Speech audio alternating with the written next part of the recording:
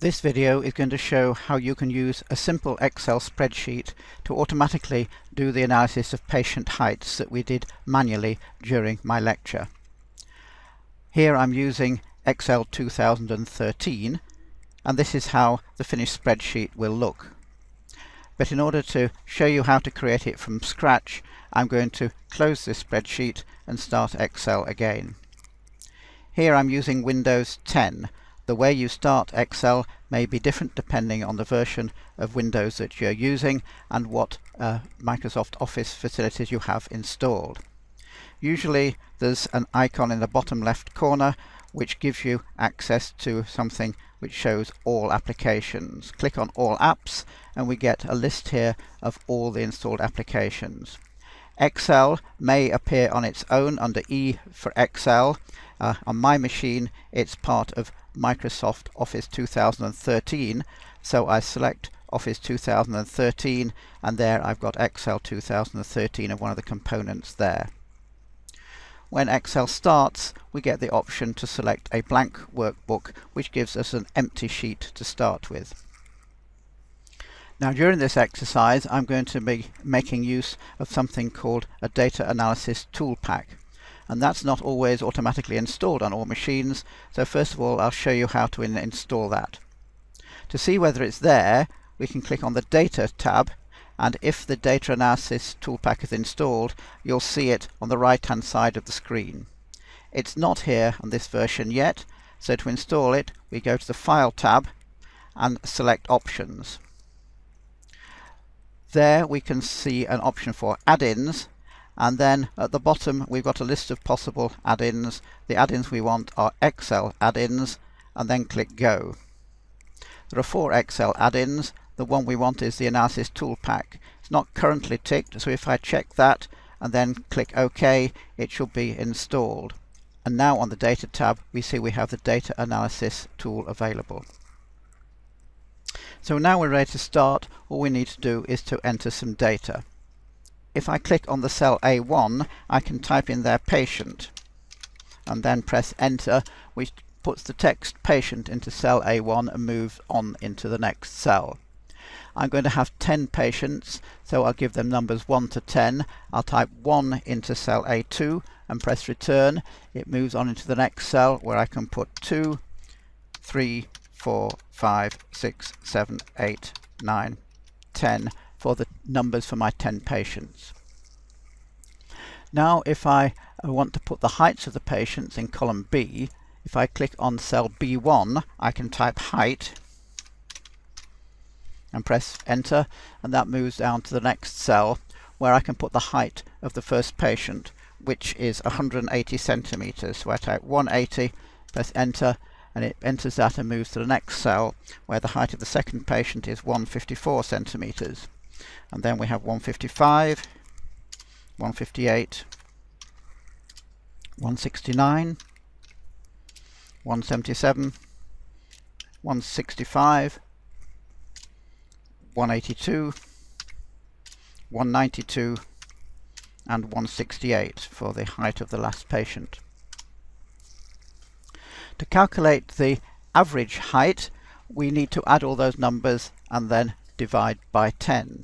So if I go to cell A12 and type total to indicate I'm putting in the total of all those heights, and then cell B12 where I want the total to be, I can add all those 10 numbers up in various ways in Excel.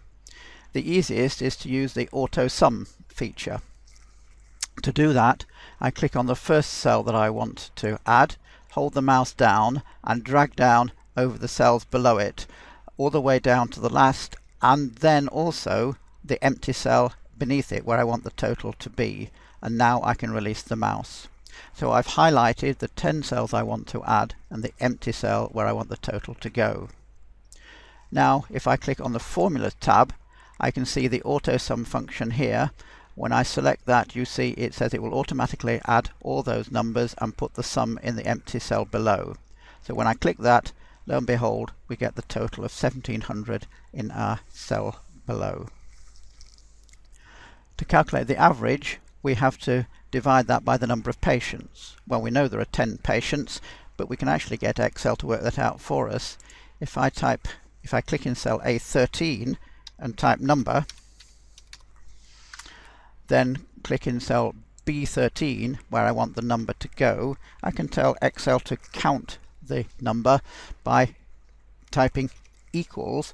We tell Excel I'm trying to enter a formula, and the formula I want uses the function count. So if I say equals count, C-O-U-N-T, open brackets, I then have to give it the range of cells I want to count. So again, I click on cell B2, hold the mouse down and drag all the way down to cell B11. I want to count how many cells there are there. I now release the mouse and type the right bracket. It's going to count the range B2 to B11. Press return and it does that and tells us that there are indeed 10 cells there, 10 patients.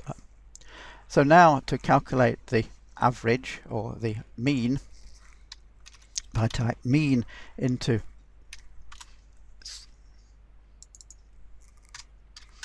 cell A14, then the mean is going to be the total divided by the number. So again, I'm going to use a formula. So I type equals to say that I'm entering a formula, and then I put the first number, the 1700, which I can get by clicking on cell B12, and then a slash to mean divided by, and click on cell B13, which contains the 10. So the formula is B12 divided by B13, and when I press return it works that out as 170, which is the average height of those 10 patients. There is another way to calculate the average, which is to use a function in Excel. So if I click on cell B15, where I'm going to put an alternative calculation of the average, I can tell Excel I want to use a function by clicking on this symbol here, which inserts a function. And the function that I want comes in the statistical group, so I select category statistical, and there the function average is the one that I want. Click OK on that, and it asks us what numbers we want to average. Well, the default that it's put in there, B13 and 14, which happens to be the two cells above where I am, is not what I want at all. So if I delete that, instead I click on cell B2, which is the first one I want to average, drag down to cell B11, which is the last one, and then release the mouse. That says I'm going to average the cells B2 to B11. And when I click OK to that, we get another calculation of the average, which agrees with our previous one of 170. We can do standard deviation in the same way. So if I click in cell A16 and write SD for standard deviation, and then click on cell B16 where we're going to put the calculation, I could use the function, or I can say equals to say I'm using a formula and start typing the function name. I know it's called stdev, and the several standard deviation formulae. The one I want to use at the moment is stdev.p for the population standard deviation. I'll explain the difference between these different versions of standard deviation later on in the lectures. But now I have to open the brackets to say what range I want to calculate, and once again I drag down over the same cells there, B2 to B11, and type a close bracket, and that will calculate the standard deviation as 11.96662. Well, that's a little bit more precise than we really need. I don't want so many decimal places. So if I select that cell and do right click, I have an option to format cells, and from there we can format the cells as a number by selecting number. The default number of decimal places is 2. I think we only really need 1 in this case, so I'll reduce that to 1 and say OK, and it rounds it to 12.0. So there we've got the calculation of the mean and the standard deviation of our heights. We can do the same calculation using the data analysis tool that I mentioned. To do that, we go to the Data tab and select our data analysis. There are several tools available there. The one I'm going to use first is called Descriptive Statistics. So if we select that and click OK, then we have to say the input range. So I click on the input range cell and then highlight what I want to input. This time I'm going to start with the top cell, B1, click on that and drag all the way down to the last one, B11. Notice that this range includes not only the numbers I want to average, but also the label at the top which says these are heights. So to tell Excel that I've done that, I click this cell which says labels in the first row, that tells it that the first one is the label and that the numbers start in the cell below that. I now need to say where the output range is going to be. So if we click on output range and then click on the cell here where the output range is going to be entered, a suitable place to put that is in cell E1. So I click on E1 and that's where our output will go. I have to say what I want in my descriptive statistics. I think summary statistics will be enough, so I tick that box and then click OK, and we get the statistics in cell E1 and the following cells. Column E is a little bit too narrow to display all of it, so if I click between columns E and F and drag to the right, that can widen that cell so that we can read it properly. You see here the mean has been calculated as 170 in agreement with what we've had before. The standard error of 3.988 is something I'll discuss in a later lecture. The median, 168.5, is the mid value with half of the readings above and half below. The mode will be the most frequently occurring value, but that's not applicable here because each value only occurs once, so there is no single most frequent occurring value. This calculation gives a standard deviation of 12.6 compared with ours of 12.0. That's because this has used a different one of those standard deviation formulae, which I'll talk about later on in the lectures. The sample variance is the square of the standard deviation. The kurtosis and the skewness say how asymmetric the distribution is. The minimum 154 is the smallest value, maximum 192 is the largest, and the range of 38 is the difference from the smallest to the largest. We've already seen that the sum is 1700 and that the count is 10.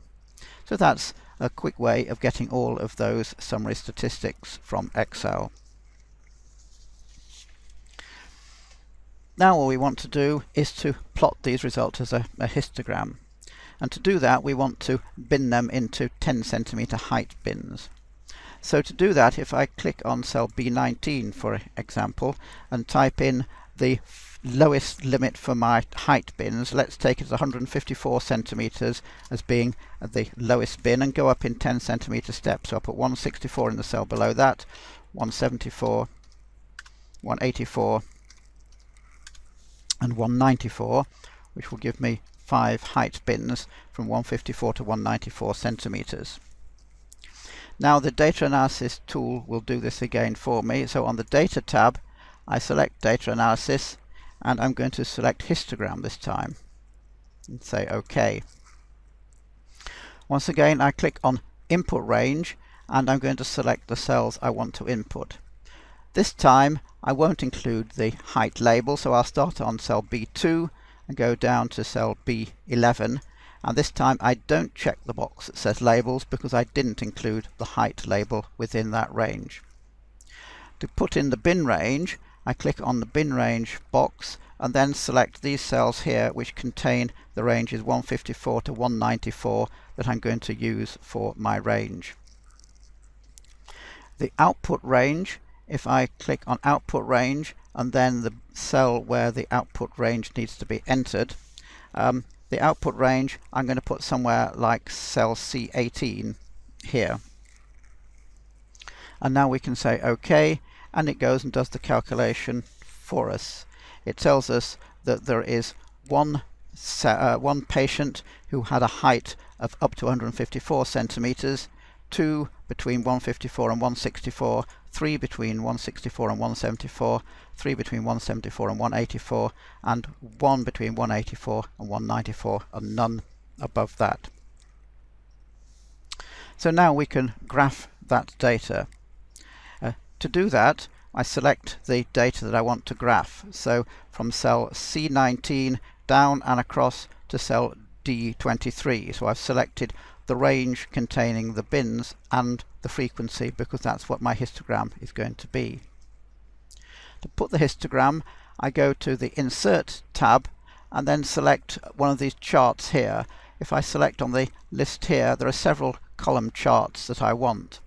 Actually, the one I want is not one of these. If I go to More column charts, you see several available. This one here is not quite what I want. It's not plotting one against the other. It's plotting them both side by side here. This is what I want. It's plotting the frequency against the bin number. So I double click to select that as the chart. So that gives us quite a reasonable chart. I can change the title by clicking on that, deleting the title that's there, and call it Patient Heights.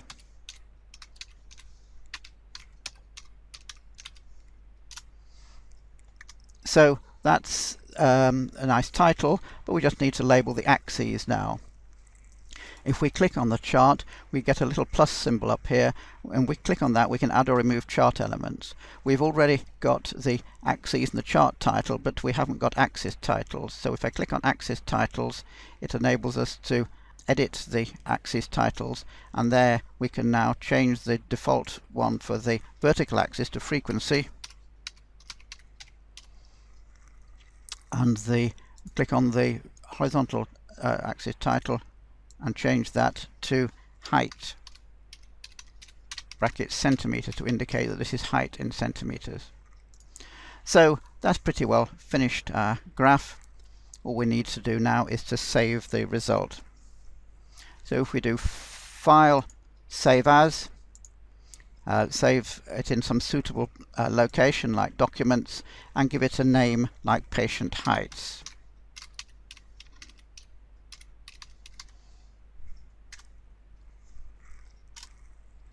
So that's illustrated how we can use Excel to do this calculation of the analysis of patient height as an alternative to doing the manual calculation. You can obviously do many more things in Excel, but this is just an introduction to the sort of things that it is suitable for.